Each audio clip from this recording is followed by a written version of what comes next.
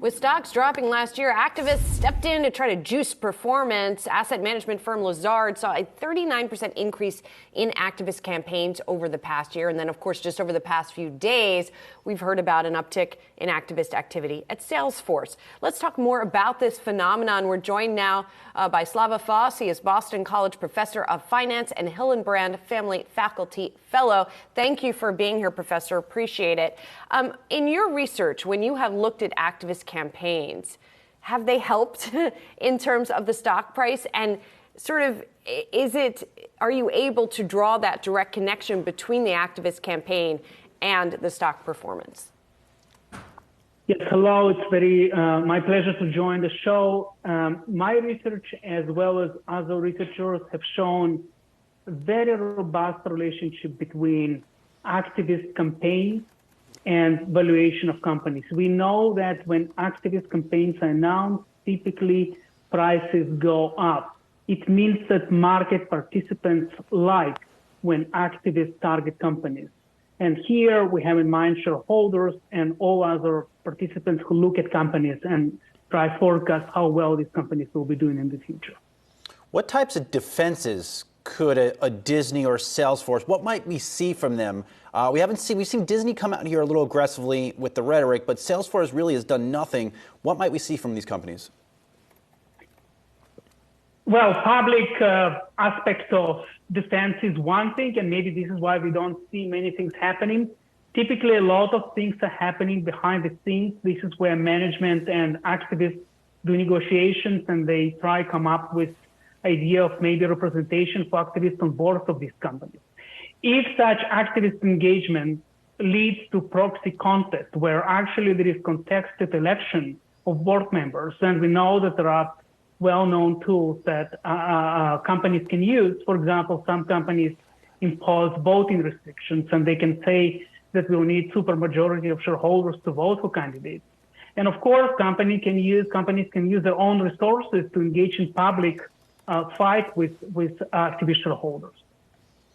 There are now three big-name activist investors in Salesforce. Have you seen something like that before in the past? And what does that say about the fundamentals of a company like that? Typically, one of key drivers of companies being targeted in activist campaign is valuation. We know that when companies experience negative stock market performance, they're more likely to be targeted by activists. That is probably what is common across many targets of activist campaigns. Now, the fact that three big companies are targets of activists, it reflects the fact that probably there is a larger degree of consensus between shareholders that these companies need to change. These companies need to change something in the way they're doing, in the way they are taking care of their financial. Salesforce is, if you're looking at some of the all-time highs that they had back in late 2021, they're about 48%, at least the share price is, off of those levels. What is the likelihood, based on past instances, that these activist campaigns will actually lead to the share price or the business performance reflecting that share price or getting back to some of those all-time highs? Has that been something that's been effective in the past?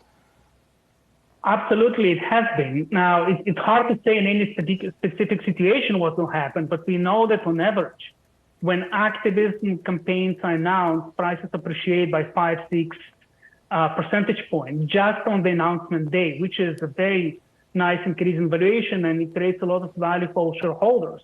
Now, in my own research, I have shown that this positive price reaction indeed reflects anticipation of future improvements in these companies. In fact, about 75% of positive price reaction can be directly linked to future improvements in operating performance of these firms. So it's definitely good news for companies. It's definitely good news for shareholders of these firms. Professor, have we seen any big changes in activist campaigns over the past several decades? Have we seen an increase in their number, for example, or a difference in the tactics that they use? The number of activism campaigns is stable. I would say that recently more and more we see larger targets experiencing activism campaigns. And I think it reflects probably a larger degree of coordination on the side of activists. They probably feel that other investors are willing to support them, and therefore they go ahead even after very big targets. Boston College professor of finance, Slava Foss, joining us this morning. Thanks so much for the time, the insights, the analysis as well. Appreciate it.